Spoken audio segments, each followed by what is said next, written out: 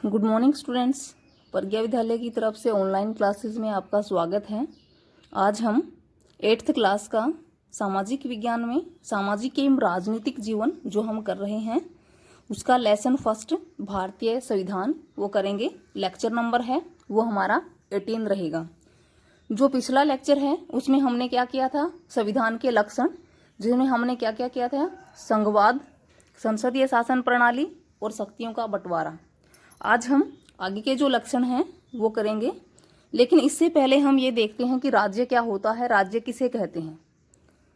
राज्य क्या है कि राज्य एक ऐसी राजनीतिक संस्था है। इनकी क्या है, राज्य किसे कहते हैं, किसे कहते हैं राज्य, कि राज्य एक ऐसी राजनीतिक संस्था है जो किसी निश्चित भूभाग में रहने वाले संप्रभु लोगों का प्रतिनिधित्व करती है।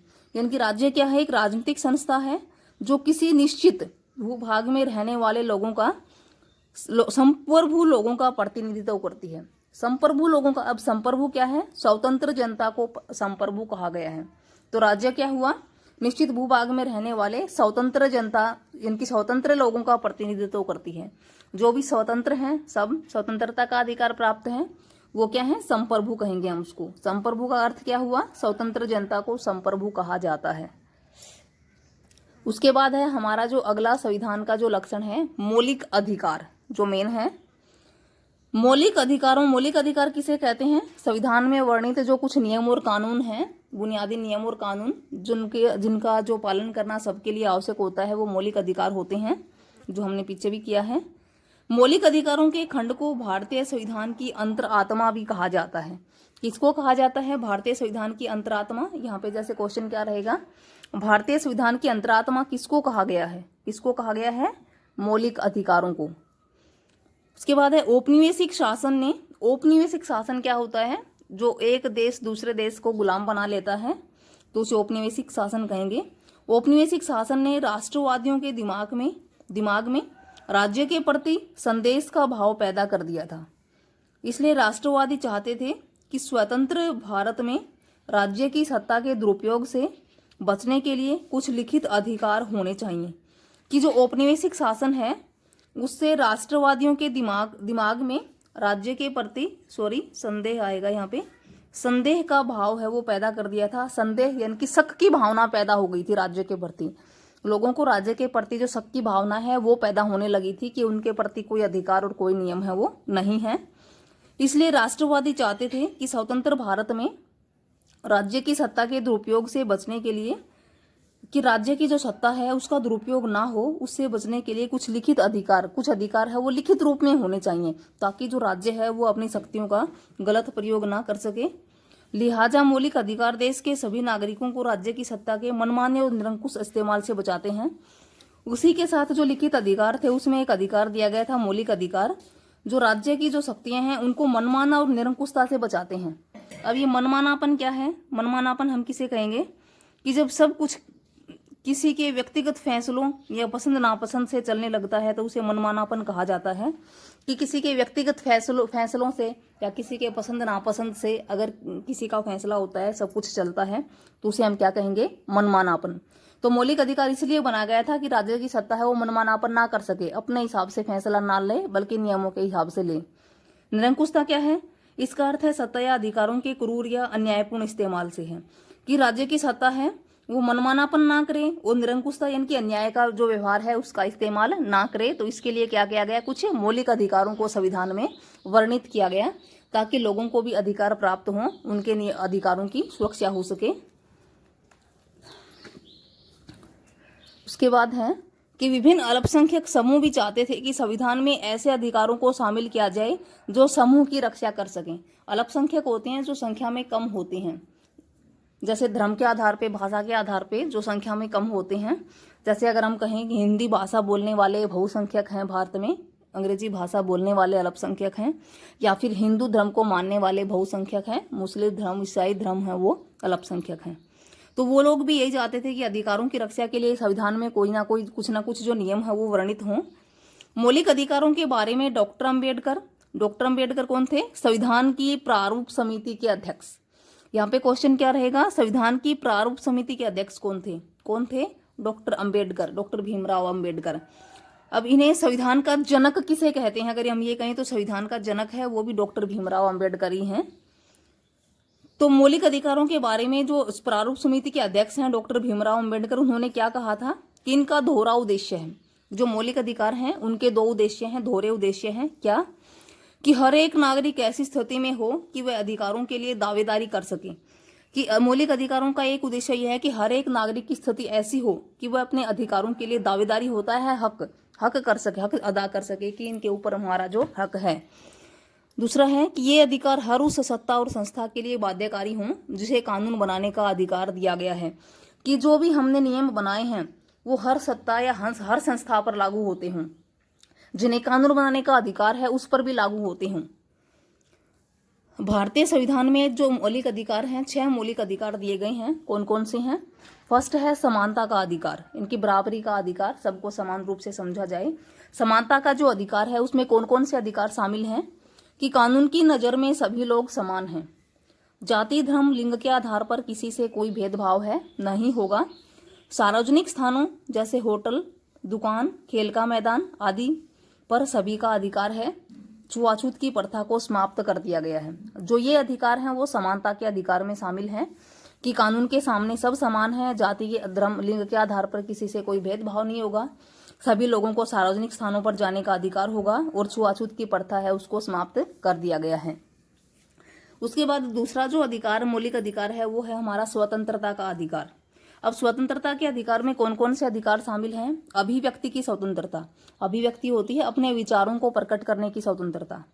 दूसरा है भाषण की स्वतंत्रता, कि भाषण देने की, सभा में बोलने की स्वतंत्रता। सभा बनाने की भी स्वतंत्रता है, अपने विचारों को प्रकट करने की स्वतंत्रता है। भाषण यानी कि सभा में बोलने की स्वतंत्रता है। और सभा बनाने की, हम सभा बना सकते हैं, संघ बना सकते हैं, ये भी हमें आज़ादी है। देश के किसी भी भाग में आने जाने की भी स्वतंत्रता है। और व्यवसाय करने की, कोई भी जो व्यवसाय है वो करने की भी स्वतंत्रता है।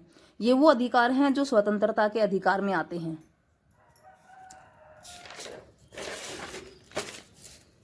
उसके बाद नेक्स्ट है शोषण के विरुद्ध अधिकार, कि शोषण के जो विरुद्ध अधिकार है, शोषण अगर होता है तो उसके खिलाफ जो अधिकार है वो कौन कौन से हैं?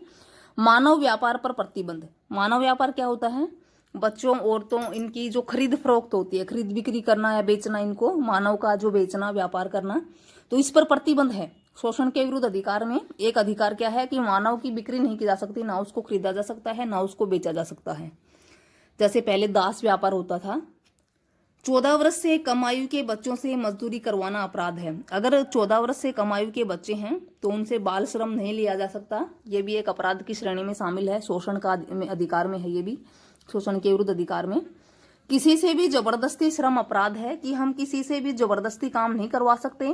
14 वर्ष से कम आयु के बच्चे हैं उनसे काम नहीं करवा सकते, और मानव व्यापार है वो नहीं कर सकते। ये तीनों ही अधिकार किसमें शामिल हैं? शोषण के विरुद्ध अधिकार में शामिल हैं। उसके बाद है धार्मिक स्वतंत्रता का अधिकार। धार्मिक स्वतंत्रता का अधिकार कौन सा है?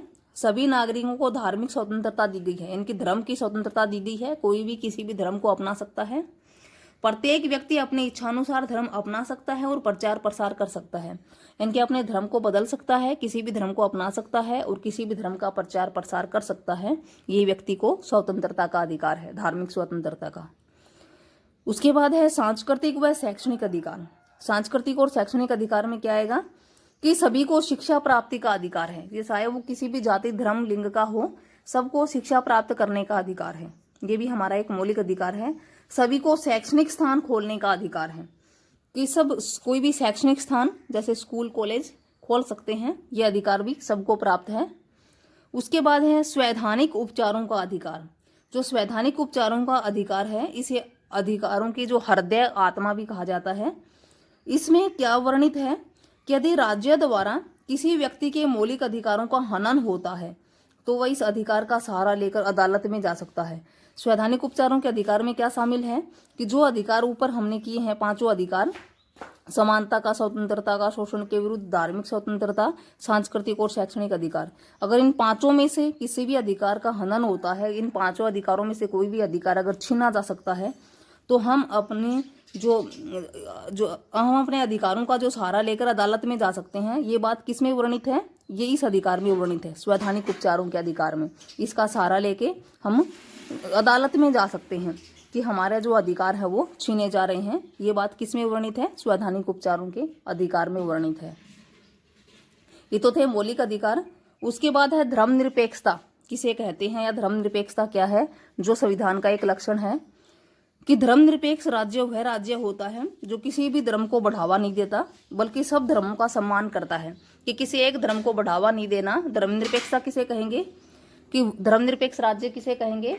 वह राज्य जो किसी भी धर्म को बढ़ावा नहीं देता, बल्कि सब धर्मों का सम्मान करता है, धर्मनिरपेक्षता है। भारत एक धर्मनिरपेक्ष राज्य है, उसमें सब धर्मों को मानने वाले लोग रहते हैं। किसी के साथ धर्म के नाम पर कोई भेदभाव है वो नहीं किया जा सकता, तो उसे हम क्या कहेंगे? धर्मनिरपेक्ष राज्य। Thank you students.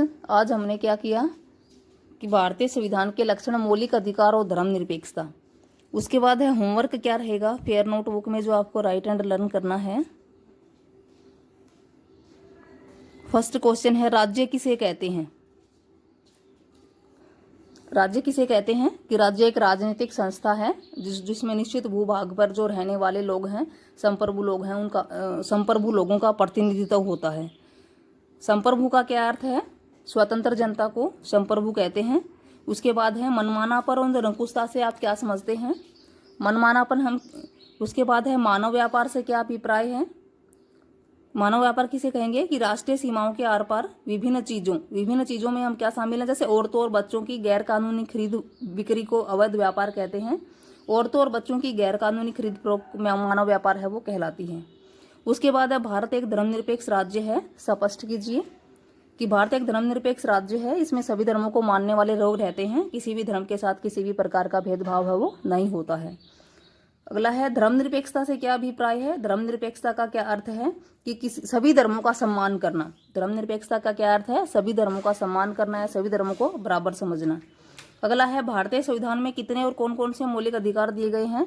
6 मौलिक अधिकार दिए गए हैं। समानता का अधिकार, स्वतंत्रता का अधिकार, शोषण के विरुद्ध अधिकार, धार्मिक स्वतंत्रता का अधिकार, सांस्कृतिक एवं शैक्षणिक अधिकार और स्वैधानिक उपचारों का अधिकार। नेक्स्ट है समानता के अधिकार में कौन से अधिकार वर्णित हैं? कानून के नज़र में सभी व्यक्ति समान हैं। जाति, धर्म, लिंग के आधार पर किसी के साथ कोई भेदभाव नहीं है। सबको सार्वजनिक स्थानों पर जाने का अधिकार है और छुआछूत का भेदभाव को समाप्त कर दिया गया है। फिर स्वतंत्रता के अधिकार से आप क्या समझते हैं? कि स्वतंत्रता के अधिकार से हमारा अर्थ है कि प्रत्येक व्यक्ति को अभिव्यक्ति की स्वतंत्रता है, भाषण की स्वतंत्रता है, सभा बनाने की स्वतंत्रता है। फिर नेक्स्ट है शोषण के विरुद्ध अधिकार के अंतर्गत कौन से अधिकार आते हैं? कि 14 वर्ष से कम आयु के बच्चों से हम काम नहीं ले सकते, किसी से भी जबरदस्ती कार्य है वो नहीं करवा सकते, मानव व्यापार नहीं कर सकते, ये सब। उसके बाद है स्वैधानिक उपचारों का अधिकार क्या कहता है? कि स्वैधानिक उपचारों के अधिकार के अंतर्गत अगर हमारे अधिकारों, मौलिक अधिकारों का हनन होता है तो हम अदालत में जा सकते हैं। संविधान की अंतरात्मा किसे कहा गया है? मौलिक अधिकारों को संविधान की अंतरात्मा कहा गया है। तो ये जो 12 क्वेश्चन हैं वो अपनी कॉपी में आपको लिखने हैं और याद भी करने हैं।